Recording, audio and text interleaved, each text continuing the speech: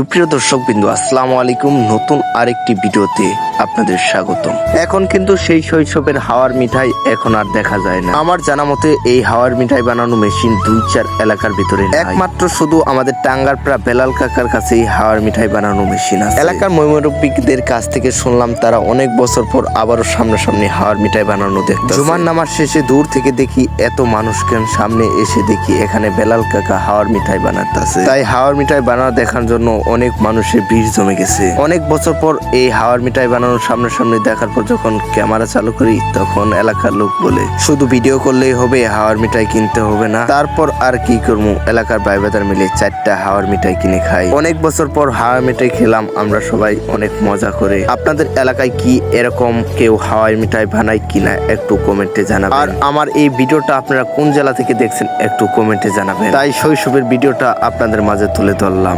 যদি শৈশবে হাওয়ার মিঠাই খাওয়ার কথা মনে পড়ে তাহলে ভিডিওটা শেয়ার করে অন্যকে দেখার সুযোগ করে দিবেন। সকলে ভালো থাকবেন, সুস্থ থাকবেন।